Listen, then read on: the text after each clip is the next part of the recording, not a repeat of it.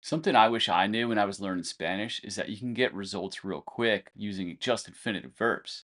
If you're stuck in a rut with your Spanish, you really don't know how to progress from where you're at, or if you're just a beginner getting started, I would maybe take a step back from looking at things like verb conjugation and verb tenses. Not that they're not important or that they're not useful, they are, they're super important. But there's a lot you can do with infinitive verbs. Certain expressions allow you to just kind of plug and play with infinitive verbs and communicate more complex ideas than using things like the present tense and just saying like I walk, I go, and things like that, right? We want to learn those things, but let's look at some ways that we can kind of route around that and make it easier for ourselves using just infinitive verbs. So of course, you're going to need to know some infinitive verbs. And if you need a little help with that, hit the link in the description. I have a guide to infinitive verbs to help get you started. So anyway, we're going to learn the 5 most essential expressions with infinitive verbs and how to use them in this video. But I always try to start out with a listening comprehension activity because that's something that most of us don't get enough of.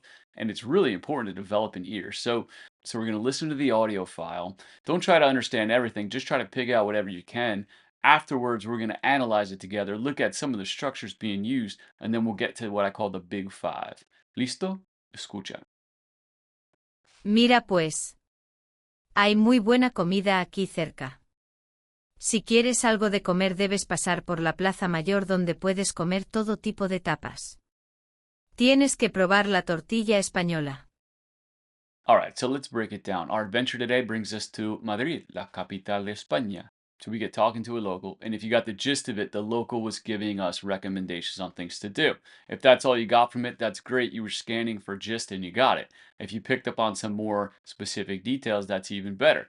But mira pues, so it's like, look, hay muy buena comida aquí cerca.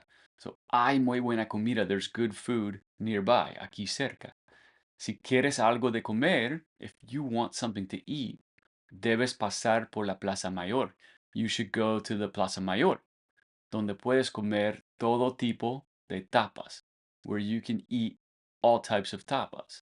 Tienes que probar la tortilla española. You have to try tortilla española. In the recommendations from our local friend, there's all types of infinitive verbs using what I call the big five. The 5 fundamental expressions with infinitives in Spanish.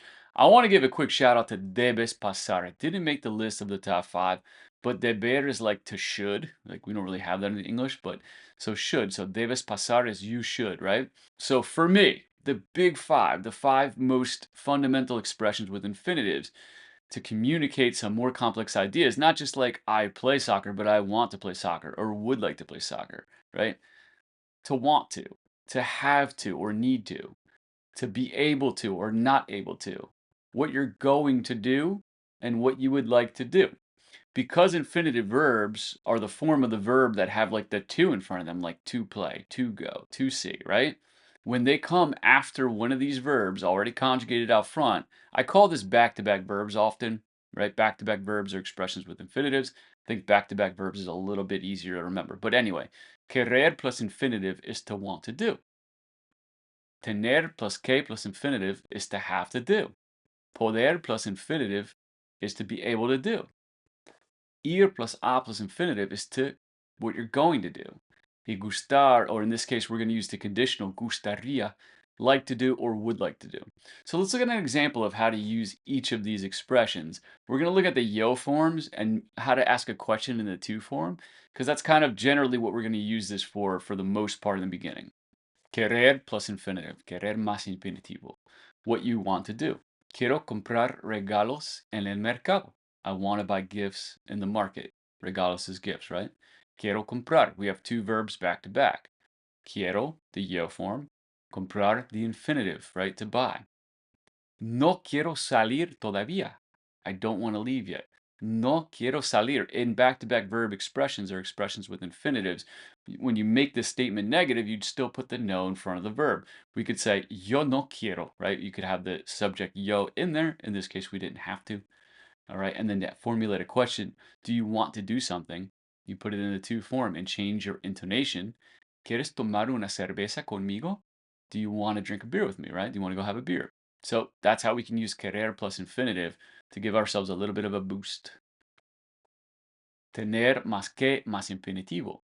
Tengo que salir. I have to do something, right? Tengo que. They go together. Tengo que and then plus the infinitive. You have a conjugated verb out front, and infinitive verb follows it, right? I have to leave. Tengo que usar el cajero automático. I have to use the ATM. Tengo que usar. Tienes que visitar el Museo Prado. Giving somebody a recommendation, you have to visit the Museo Prado. Tienes que visitar. So we use tener plus que to talk about things we have to do. Also to tell people things they have to do. Poder plus an infinitive. What you can do or can't do. ¿Puedo pagar con tarjeta? Can I pay with a credit card? ¿Puedo ver la carta, por favor? Can I see the menu, please? ¿Puedes recomendar un buen plato? So you can ask somebody to do something for you. ¿Puedes recomendar un buen plato? Ir plus a plus infinitive. So commonly used, right? It's like a near future tense. You could talk about things you're going to do soon. You could talk about things you're going to do 5 years from now using ir plus a plus infinitive. Voy a caminar por el parque esta tarde. I'm going to walk through the park this afternoon. Voy a ver el concierto en junio. I'm going to see the concert in June. ¿Vas a comprar los boletos? Are you going to buy the tickets? So we could ask people about what they're going to do. Things you like to do or would like to do. Now, we all know me gusta, right? Me gusta bailar. But when you put it in the conditional, me gustaría, you can use it for so many things, right? Things you would like to do, just expressing what you'd like to do. You could use it to order food, right? So, me gustaría bailar esta noche. Me gustaría la paella de mariscos. And then we could also ask people about their preferences. ¿Te gustaría algo para tomar? Por ejemplo, right? So gustar plus infinitive, gustaría plus infinitive.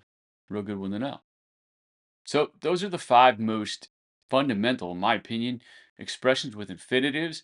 Rather than memorizing all kinds of conjugations, there's expressions with infinitives in past tenses, future tenses, and you can use them today to get started speaking Spanish. You could say, you know what? I don't really need to be perfect. I can learn these things, I can use them and apply.